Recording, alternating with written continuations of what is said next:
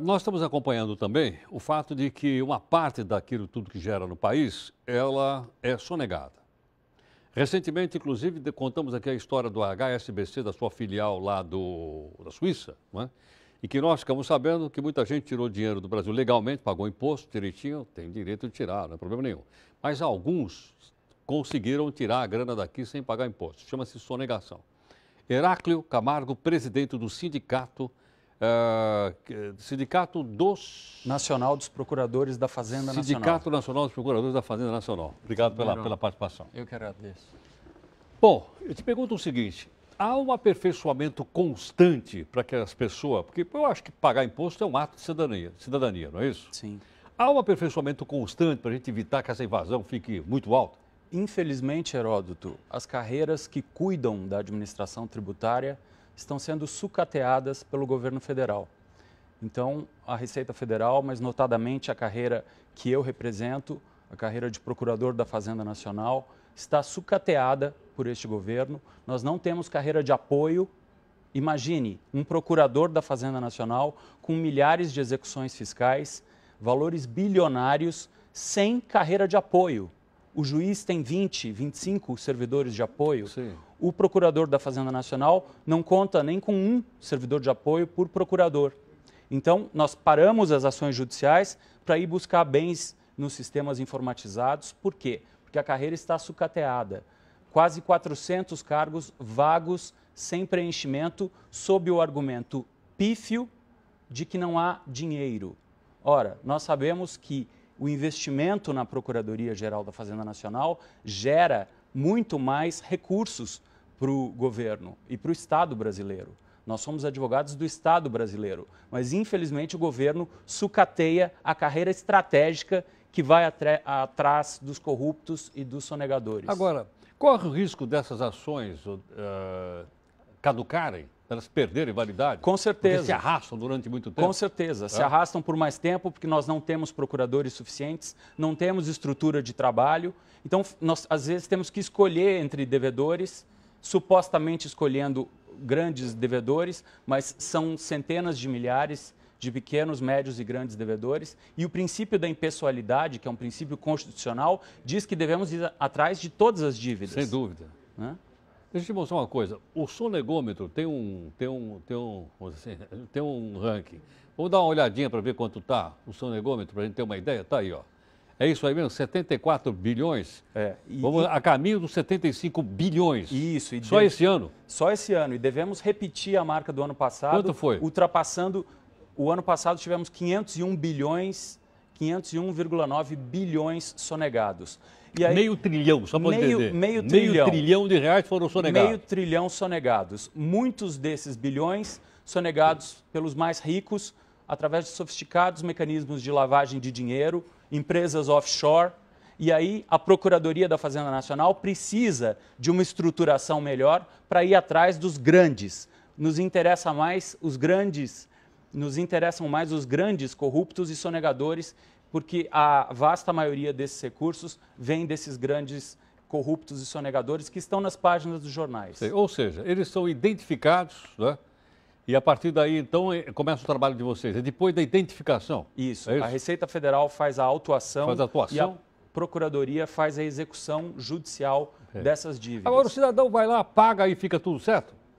Exatamente. Ou ele vai para a cadeia? Extingue a punibilidade. Não vai para a cadeia? Não vai para a cadeia. Se no último momento, no último recurso, no Supremo Tribunal Federal, ele vai lá e paga a dívida, extingue a punibilidade dele. Ou seja, nós estamos fomentando a impunidade, essa cultura de impunidade que permeia toda a sociedade.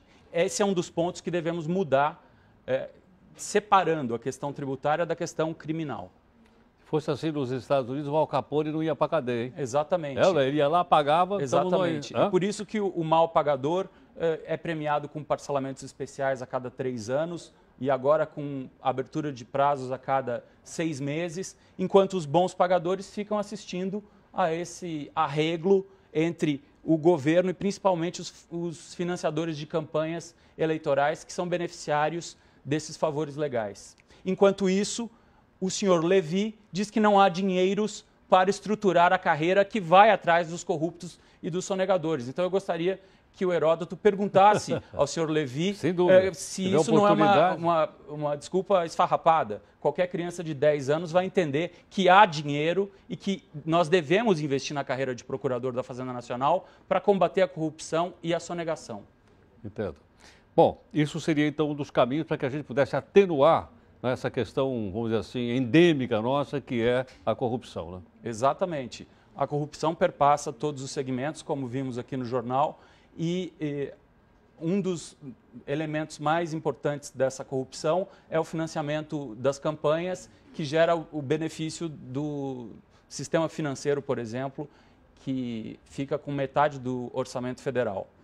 Para você ter uma ideia, no ano passado, entre a amortização e o pagamento de juros, o governo federal alocou 978 bilhões de reais para o pagamento de juros e amortização da dívida interna. Sim. Isso dá 2,7 bilhões por dia, Heródoto.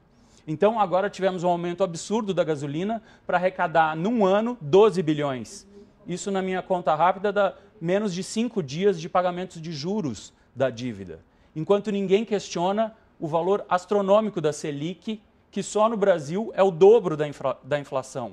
Nós temos uma inflação de 6,5%, uma Selic de 12%, 13%. 12,25%, salvo Exatamente. engano. É isso. Então, cada ponto percentual da Selic implicaria uma economia de 23 bilhões. Mas você acha que o governo poderia, vamos dizer assim, unilateralmente baixar a Selic? Com certeza. Mas ele não tentou fazer isso, não deu certo agora, no começo do governo da Dilma? Tentou. Chegou a 7,5%? Pois é, aí a pressão política. Aí é uma questão de nós formarmos essa cultura na opinião pública, trazendo aqui Paulo Clias, Maria da Conceição Tavares, aqui. Paulo Clias, Amir Cair, que são economistas que explicam que a elevação da Selic não combate a inflação. E eu explico rapidamente. Os preços públicos que estão pressionando a inflação nesse começo de ano, gasolina, energia elétrica, água, isso não tem nada a ver com taxa Selic. Se você aumentar a taxa Selic, vai continuar a inflação, porque a inflação foi causada pelo próprio governo, com os aumentos dos preços públicos. Então, dizer que a Selic combate a inflação é uma falácia. E nós podemos fazer uma queda grande da Selic por volta de 7%, e aí vamos economizar 300 bilhões para serem investidos. E agora que a Rússia levou a Selic dela para 17%? Pois é, Heródoto. Mas a questão do cassino global é um problema que não enxerga fronteiras. Então, realmente, a Grécia está sendo...